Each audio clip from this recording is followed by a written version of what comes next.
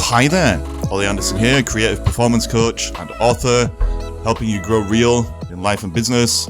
Growing real just means that you're moving towards wholeness in yourself, deeper connection to who you are, integrating the parts you might have hidden or disowned because of social programming, self-hypnosis, all these kind of things that cause us to hold back and hesitate.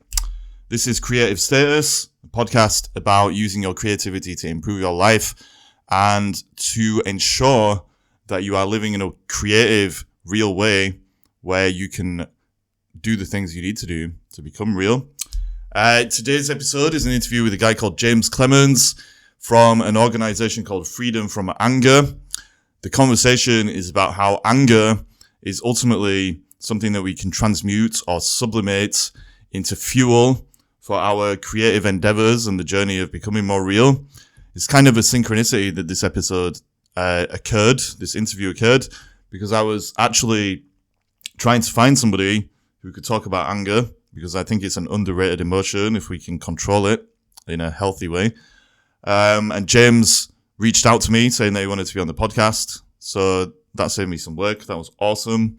So this is the conversation coming up. You're about to hear it. Loads of good stuff in here about reframing anger in a positive light, what it even is, how we can use it, how we can manage it, how we can ultimately do what I just said, which is kind of transmute or sublimate the energy through the creative process so we can live a real life. So James, thank you so much for your time. Everybody else, hope you're going to get some value out of this. Sure you will. Here we go. Thanks a bunch. Boom. Oh, hi there, James. Thank you so much for joining me on today's episode of Creative Status. The short version of what you do is that you're an anger management coach or specialist. And I thought it would just be really interesting to talk to you because anger is such a powerful emotion that often has a lot of bad things said about it. So I want to dive into some of the good things about anger in relation to creating our lives, creating ourselves, the creative process. Before we get onto all that, do you want to introduce yourself, tell people what you're all about, how you ended up specializing in anger, and also what you want to get out of this conversation? Oh, well, thank you for having me. I apologize. I'm from the U.S., from Nashville, so I do have a little bit of an accent, but don't believe all the myths surrounding people from the South. We are very well educated. But yeah, I own Freedom From Anger LLC. We do virtual behavioral health classes, mainly anger management, stress management, alcohol and drug education. I've been in the field for probably going on about a decade. I mainly work with a lot of incarcerated individuals, and I've just been in the field for a long time. And I saw that there was a need for some good quality anger management because it kind of took a back seat to other classes. So me and a buddy of mine that's in the same field, we just kind of branched out and started our own thing. Wow. We're very passionate about what we do. I love working with veterans because I'm a veteran, first responders. I definitely enjoy assisting those individuals because I understand the high amounts of stress and anger that comes along with it. And unfortunately, it impacts their daily lives. So I definitely enjoy working with them. Wow. That's all awesome. And I have to say, for the record, I actually like the Southern accent. I think it sounds really cool. Before we get into the more philosophical side of this, what can we say is a kind of simple definition of what anger even is? So from my point of view, the way that I look at it, like anger is kind of a self-protective mechanism that we've got. So it's actually a good thing, but sometimes it can go, astray. We lose control of it or whatever. But ultimately it seems to arise either because we've perceived some kind of injustice in the world against ourselves or in the world against other people, or also it seems to arise because of our expectations. and those expectations not been met. But is there any simple kind of definition that you usually use when you're working with people? I think you hit the nail right on the head there. I mean, especially when it comes to our expectations, our expectations of ourselves, expectations of other people. That's why I really enjoy rational REBT, rational emotive behavioral therapy, developed by Dr. Albert Ellis, and it's his. He he gets a lot of stuff from the Stoic philosophers. Do you have realistic expectations? And I enjoy one of his famous quotes. He says, there are 3 musts that hold us back in life. I must do well, you must treat me well, and the world must be easy. He was definitely a kind of a straightforward type guy. And, when our needs are not being met, our expectations. Oh, sorry. Go ahead. No, sorry. I think there was a bit of an issue with the recording then. Sorry, I was just going to say, if we can get a grasp on our expectations, then we can basically remove a lot of the unnecessary stress and friction and anger that stems from that from our lives. And I think a lot of people are running around and they've got unreal expectations basically about what life even is. And the last point you just raised about, they think life should be easy all the time, that we shouldn't have obstacles, we shouldn't have problems, that people should agree with us all the time, blah, blah, blah, blah, blah. All of those things, if you hold on to those kind of assumptions about life expectations, they're basically setting you up for disappointment. And if you don't have a healthy emotional relationship with yourself, then it is going to come out as anger. So is that too simplistic? Or are we ultimately saying that it boils down to that?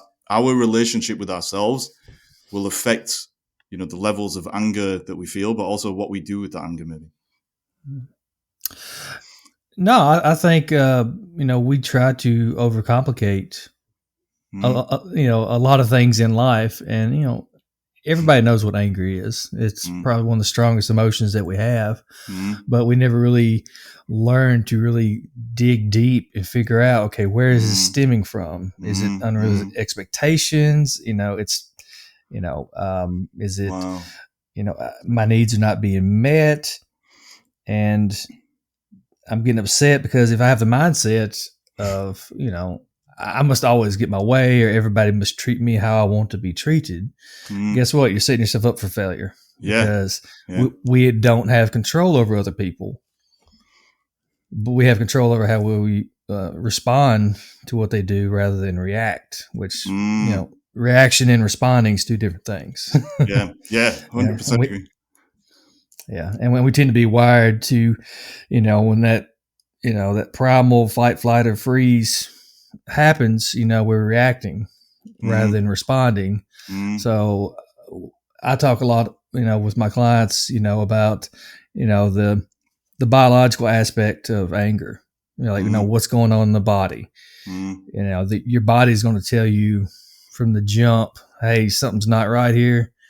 But at that point, you have a choice to make. Am I just going to allow my body to take over, or am I going to actually use my mind? So yeah.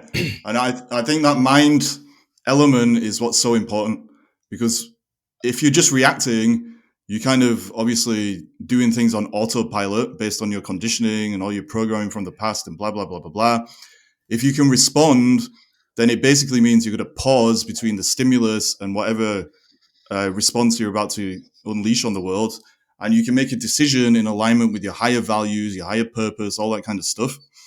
So before we get into some of this more philosophical stuff I want to talk about, one question that's arisen based on what you just said is, do you think a lot of people in the world that we've created these days are kind of been rewarded for having an unhealthy relationship with their anger?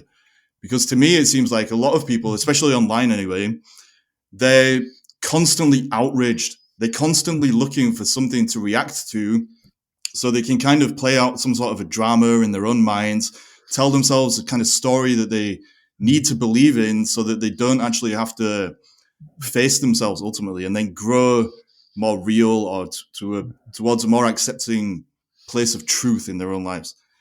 I know that sounds dramatic, but do you think that's kind of something that's happening? Well, Dr. Newton Hightower, his take on anger management is he looks at it like an addict. Mm-hmm. He looks at it like people become addicted to that adrenaline rush. They become addicted to how they feel when they're angry. And ultimately, if you're doing AA or NA, sobriety, you just have to stop. Yeah. And I do think people, we're creatures of habit. We love, the same thing. We love routine. And if I'm constantly amped up, then I'm going to become used to that. And not being angry, feels weird. And yeah.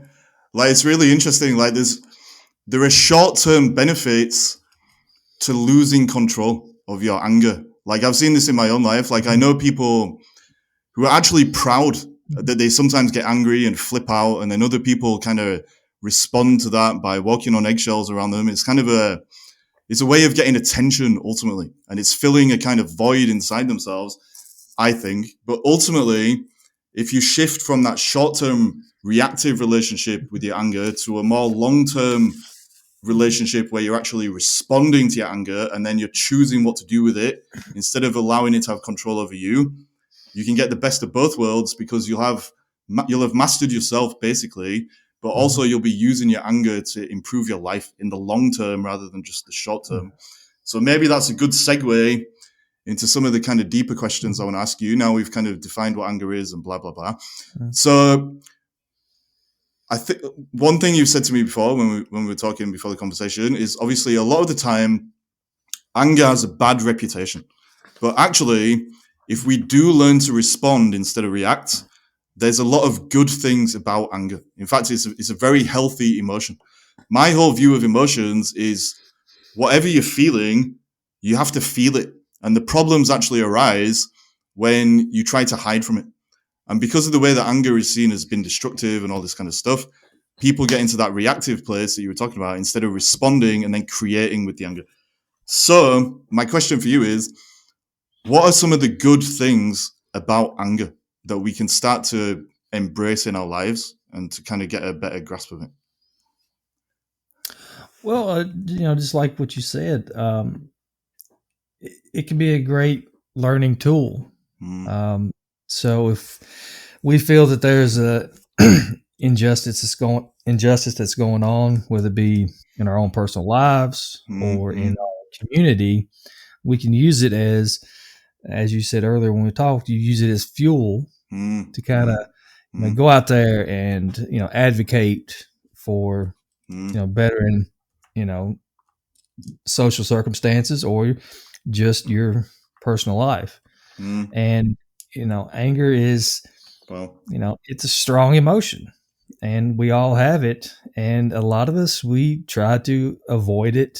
We try to pretend it's not there, and we stuff, but it builds and builds and builds until finally, we explode.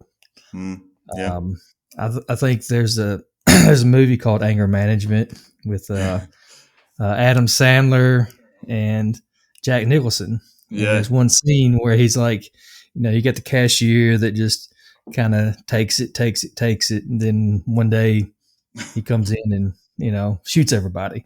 And then he's like, you're the cashier because you're avoiding your feelings, you're avoiding your emotions.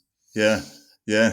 So do you think one thing that people can do to get a better relationship with their anger is to start designing some kind of a purpose for their lives? So for me, everything ultimately comes back to having a vision for your life or a purpose, whatever word you want to use, and making sure that it's compelling, it's aligned with your true values, your true intentions, And as you move towards it, you're growing more real. So growing more real in all the lingo that I like to throw out just means that you're moving towards wholeness, connection to yourself, connection to others, and connection to the world. And if you design a purpose around that, well, every day you're taking some steps towards that.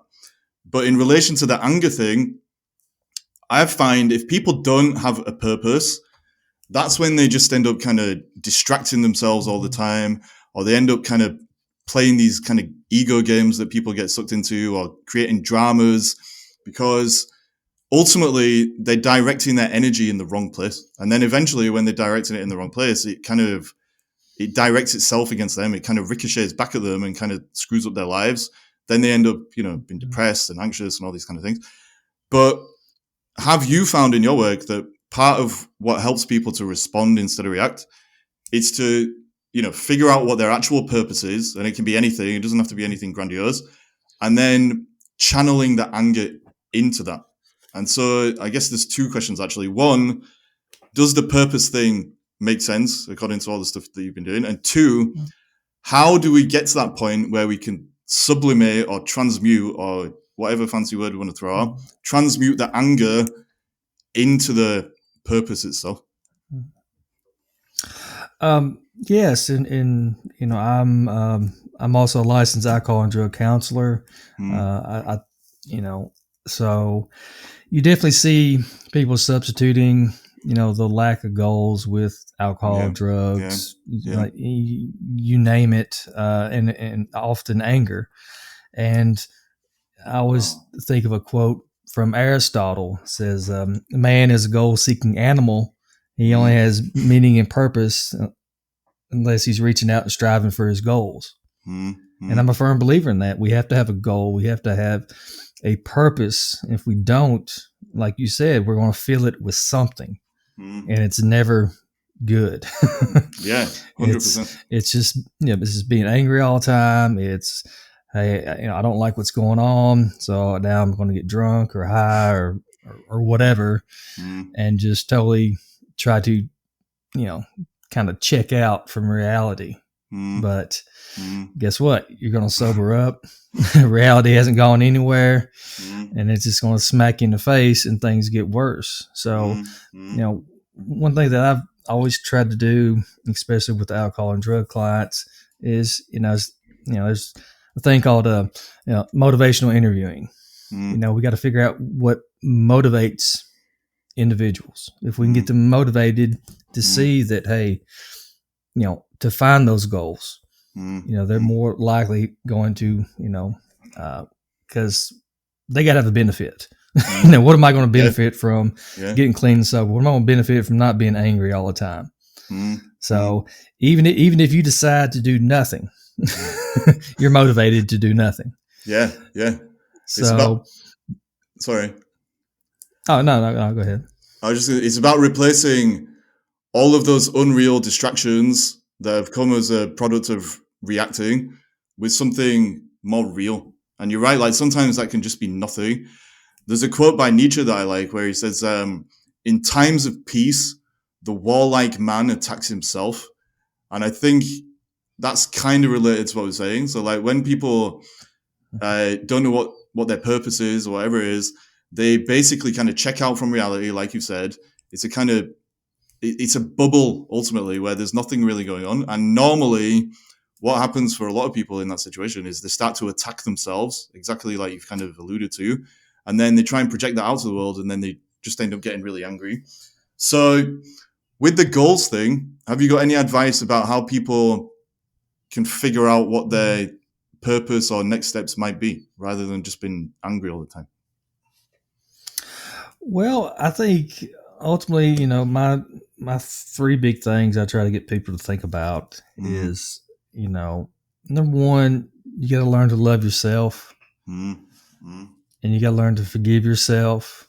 Wow. And you got to learn to forgive other people. And it's the whole loving yourself is very, very, for some reason, you think in our society, we all love ourselves, but do we really? No. You got to be comfortable in your own skin. Yeah. And a lot of people, like I said, they try to replace loving themselves with, loving somebody else. Yeah. Or try to jump from relationship to relationship when they really don't take the time to figure out, who they are. And you see that all the time when we're trying to replace things. But learn to love yourself, and just something as simple as, asking somebody, are you happy? Just something simple as that. Are you happy? Yeah. And then, no. Okay. Well, what would make you happy? Yeah. What can you do to make yourself happy? Not what somebody else can do. Yeah. And a lot of people are like, well, I wouldn't be so angry if so-and-so would stop doing this. Well, guess what? You have no control over so-and-so, but you do have control over you. Yeah. So what can you do, to, relieve the anger and to not be angry all the time? And ultimately it's our choices. It's our decisions. It's, what we want out of our lives. And people, we just don't slow down long enough to ask ourselves, those simple questions. Yeah. Yeah. I love how you're bringing this all back to just doing what's simple, because I think that's so true. A lot of the time, the reason that people are angry and depressed and anxious and all these negative emotions that people feel are because they're making things too complicated. And actually, the most simple thing that you can do is to accept reality. That's how I see everything, right? It always comes back to real, unreal, wholeness, fragmentation. If you accept reality, then by default, you have to accept yourself as well, unconditionally, because you're real. So if you accept what's real, then you get this deeper connection to yourself, which serves as a foundation for everything else that you do. And when you're not being real and you don't accept yourself because you've got unrealistic expectations, and you're letting society tell you what to do, or your parents or whoever it is that's kind of crept into your psyche and giving you a bunch of assumptions, basically, that you're trying to live out and different scripts. If you live like that, then you're always going to feel unsatisfied. You're always going to find some reason to judge yourself. You're always going to have unnecessary pressure on yourself. A lot of those people turn into people pleasers because they're just so used to being told what to do. And then people pleasers, obviously, they don't have healthy boundaries. They end up being like that cashier in the movie you mentioned, Anger Management, and eventually they just explode because they're not letting it out. And ultimately, it all comes down to what you just said. If you learn to love yourself, you have a healthy relationship with yourself, you're doing the things that are real to you, you're setting healthy boundaries, because if anybody disrespects you or goes against, what you believe you want to be doing with your life, or tells you that, judges you or whatever, then you're going to set the boundary or you're going to walk away. And it just makes life so much easier. So that being said, the question now becomes, I guess, how do we go deeper into doing that so we can circumvent all these problems that arise when we don't do that? And by that, I mean love ourselves in a healthy way. I think, I'm a firm believer in education. Educate yourself. There's books in my past, I don't, make it a point to sit down. I want to read a book, but I enjoy the information that comes from reading a good self-help book. And there's been, self-help books that's, don't sound dramatic, but, it has changed my life because it changed my perspective on things. And I try to find the most simple books out there, because I think a lot of people like to, make it more complicated than it has to be. And I'm all about keeping it simple. And, one of my favorite books, and I've used it in alcohol and drug classes, domestic violence classes, anger management classes, is the 4 Agreements. It's a very, very popular book. It's been around for probably close to 30 years. And it just, has 4 things. It's like, hey, work on these 4 things, and, it'll transform your life. Don't take things personal. Don't make assumptions. Always do your best. Wow. Be impeccable with your word. And it's only 7 chapters long. Wow. It's a very short, easy read book. I highly recommend, You can get on Amazon for like $5.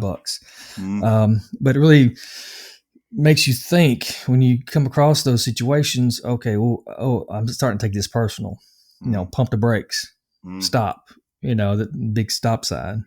And what you were saying earlier is kind of funny because, with REBT, they have kind of like their 12 core values. And one of them is unconditional self-acceptance. Wow. And it says, healthy people freely accept themselves unconditionally rather than measuring, rating, or trying to prove themselves. Also, the acceptance of uncertainty. Things are going to happen. Yep.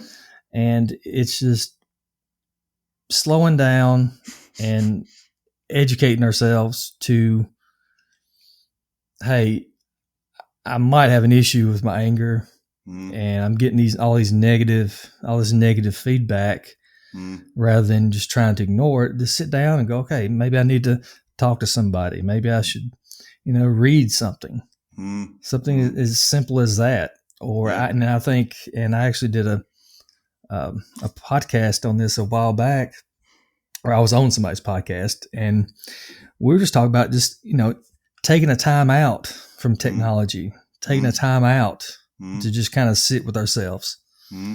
And I think a lot of us, we need to do that. We need to kind of check in with ourselves to see, hey, what's going on?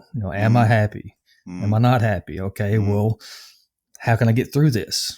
I think you've raised a really important point, which is that ultimately, when it comes to anger, we can only really be angry if we're filtering things through our self-image or ego, as I like to call it. And like the main source of all these unreal expectations that we have is exactly that.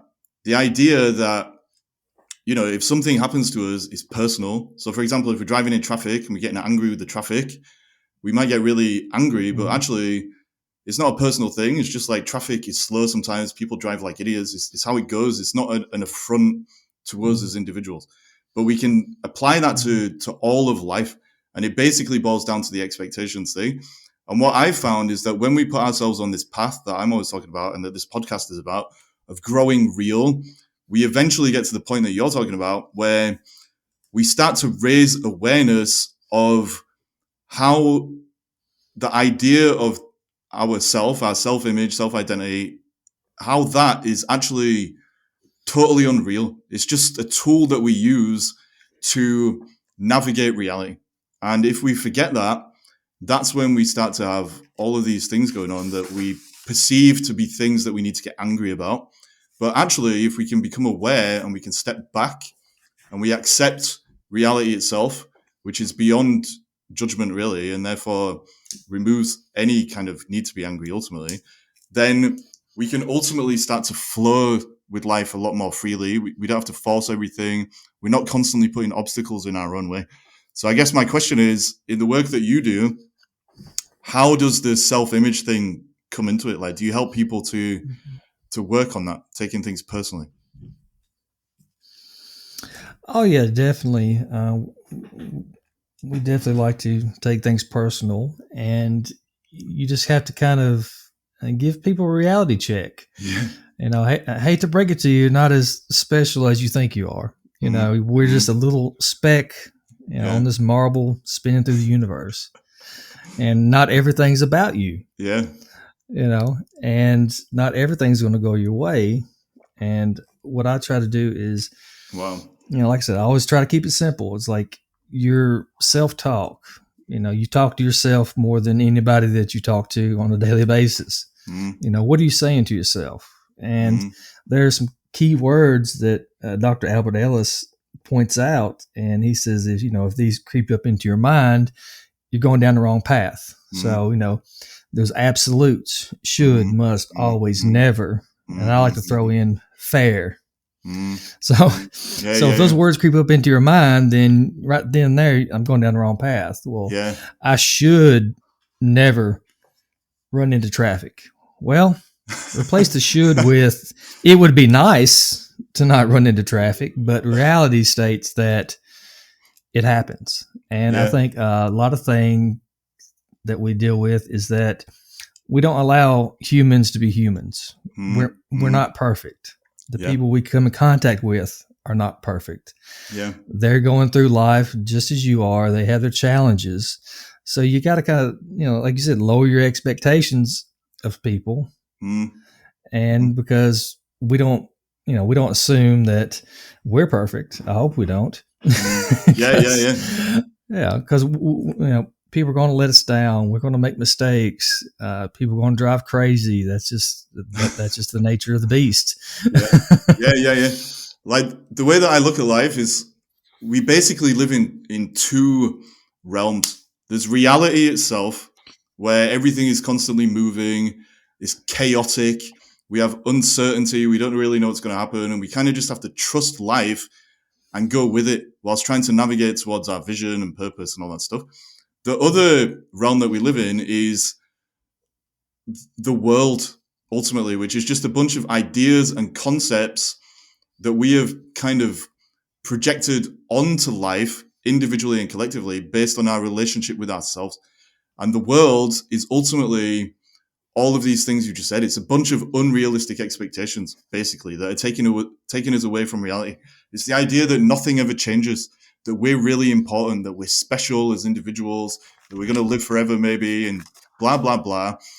And actually, all of those things, if you believe in them, all of those unrealistic expectations, like other people need to be perfect and all the things we've said, they are always something that we want to believe in because we don't love ourselves. So again, it comes back to that. That's basically the foundation of all this.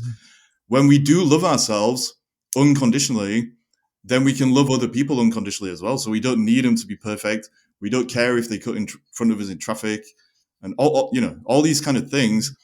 The way to avoid feeling unnecessarily reactively angry is exactly what you said, is to get to that point where you love yourself, and then all the other stuff slips away. And when that all slips away, it makes space for your real life to emerge, because you're not allowing your life to be dictated by your social conditioning and the ego that you've created in response to that, and your underlying emotional relationship with yourself, if you've got underlying unresolved shame, guilt, and trauma. And so maybe this is where we're getting on to how letting go of anger can make us more creative in general. So the way I always talk about it when I'm coaching people and on this podcast, I guess, is it's a 3-step process. It starts with awareness, like you said. So yeah, we have to raise awareness of, okay, we have a problem. I have unrealistic expectations, blah, blah, blah, blah, blah. The next stage is acceptance. So it's like, why do I expect the world to meet all my needs, for example? Well, okay, when I dig into it, I realize I have a lot of shame, and so I don't believe in myself, and therefore I can't trust myself to get where I want to be. And so I'm putting it all on the world, and then the world isn't meeting that, so I get really angry. So when you've gone through awareness and acceptance, and they were just examples of how it shows up, then you can start taking the action of actually creating the real life that you want by becoming the person that you want to be without holding yourself back. So what do you have to say there about using anger to get to that point where we do accept ourselves, and then we can start building something that's real? Yeah, and what you said, it's that awareness, it's that acceptance is, that's the name of the game. Acceptance. It's a lot easier to go with the stream than try to go against it. And we have to kind of take it, and when life happens, we have to go with it, but a lot of people, we try to avoid it, because this might be difficult, or this conversation might be tough, so I'm going to avoid it. But the issue hasn't resolved itself, especially like in relationships. Well, it's going to be kind of an awkward conversation, so I'm just going to avoid it, rather than if we're going to try to get to that point to live the life we want, and to get the things that we want, we have to communicate. Yeah. And that's one of the biggest obstacles that I've run across, is that we don't really communicate well at all. Yeah, yeah, yeah. you think with all the technology and all the social media and stuff, hey, we're communicating. No, we're not.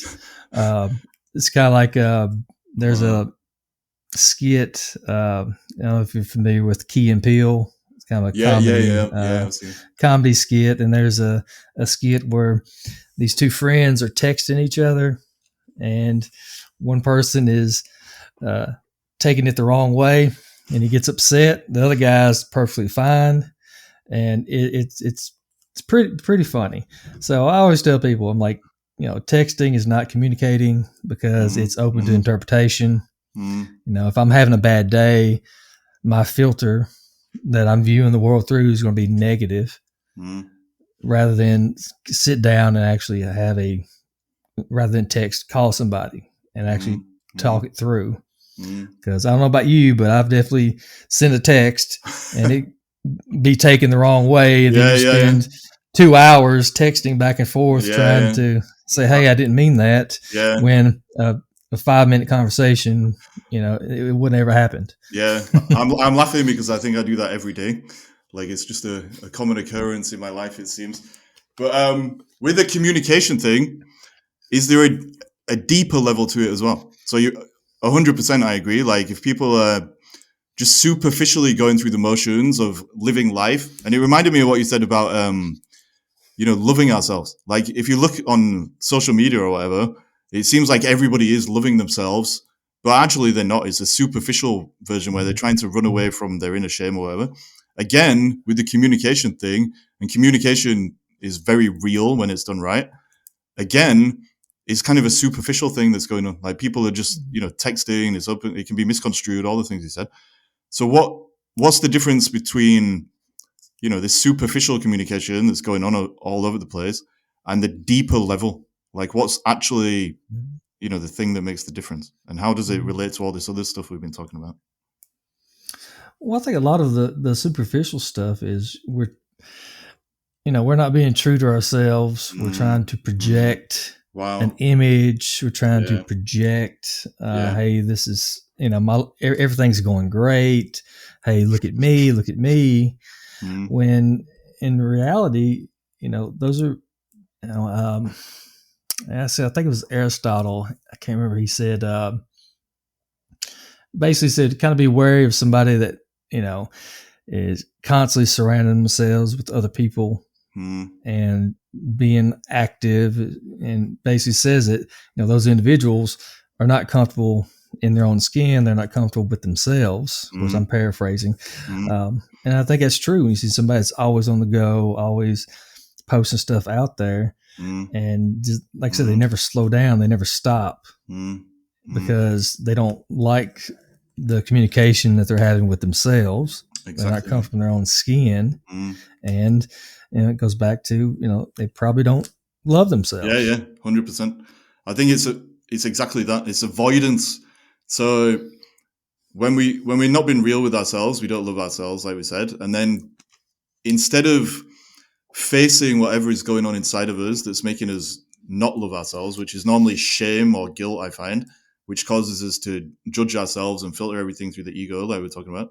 When we're in that state, we create lives for ourselves that are a complete distraction. So, we'll be doing everything in a controlled, superficial way so we can maintain whatever image we have of ourselves. We'll find some totally unreal purpose that is basically an attempt to run away from the truth instead of run towards it.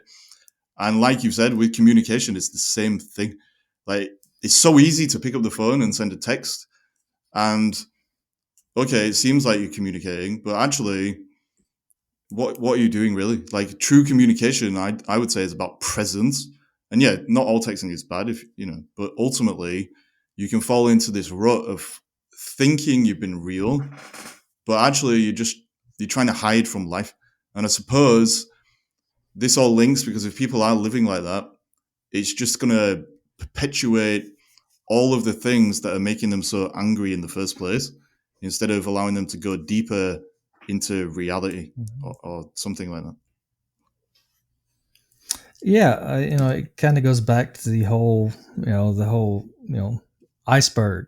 You know, at the top of the iceberg, that's what we see. We see the anger, but when you get down below the surface of the water, the iceberg's huge.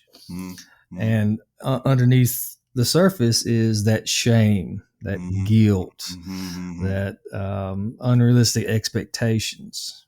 But yet we only identify with the anger because that's what we see, and we don't really dig deeper to figure out, okay, well, what's really causing this? We just run with it. Like I said, we're just reacting, and we're just going through life, and it's causing a lot of troubles out there. Yeah. And again, I suppose now we've gone full circle, because it comes back to the reacting or responding thing. And ultimately, there's always going to be something, under the ocean in this, tip of the iceberg analogy. But if we're responding and we have a purpose and we know where to direct our energy, which is into creating something, then we can use what's down there beneath the surface to make what appears to be on the surface much more real. And the way that I always describe it is, to paraphrase Carl Jung, making the unconscious conscious. So it's about making conscious choices where you're either making the unconscious conscious or working with it through the way that you create your life, or the unconscious is dictating your conscious experience. And it all goes back to exactly what you said in this conversation.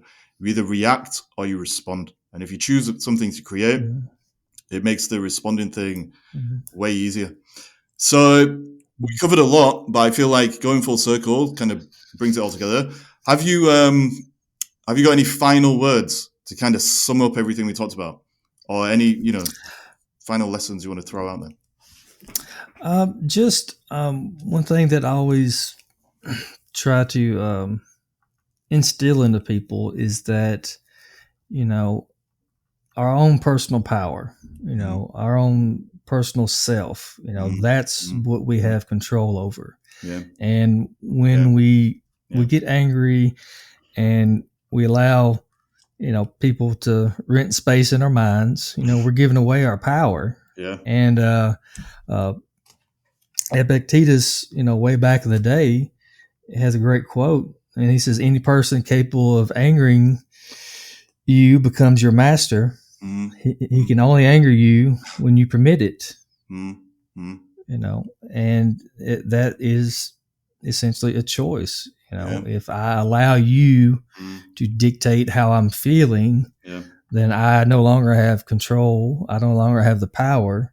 And I'm putting basically, for a lot of people that I deal with, you're putting your life in somebody else's hands. If you say something I don't like, I don't agree with, and I punch you in the face, I go to jail. So now I have no control over my life, and I'm putting it in the hands of somebody else. And that person really is dictating my life because I've not gathered the tools and the skills to not allow someone to become, as Epictetus said, become my master. Yeah, that is so true and so powerful. And like, if you look at the world, like we were saying, there's so many people that are outraged, and they're taking a kind of pride in being outraged. But ultimately, by looking for the next thing to get upset about and be outraged about, you're actually taking pride in not being a master of your own domain or whatever. And ultimately, everything you've shared in this conversation is exactly what you just summed up. Like, we have a choice, and the choice to take control of our lives instead of trying to control the world is always going to make our lives better in the long term. So that was awesome. Thank you so much for that. Can you tell people where they can find you, like your website, and if they want to listen to your podcast as well, like what's it called and how can they find it? Well, I'm easy to get a hold of. I've got a website. It's called freedomanger.com. There's a link in there that'll get you to our podcast. Podcast is basically called the Freedom From Anger podcast. You should be able to find it on wherever you find your podcast. I'm on Twitter. I'm not too great at social media. I'm working on it, but to find me on Twitter, it's anger_LLC. I've got an Instagram that I'm still trying to figure out, but it's Freedom From Anger LLC. That's my handle on there.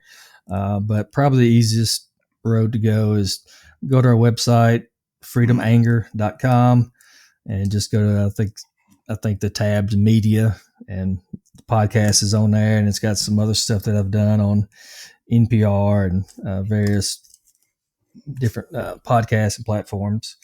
But yeah, if you listen to the podcast and you like it, follow it. If you have any suggestions on topics, I'm definitely open to going in that direction. Awesome. Well, James, thank you for this conversation. I'll share all those links in the show notes, but really appreciate your time. It's been awesome. So thanks again, and stay real out there. Thanks for having me.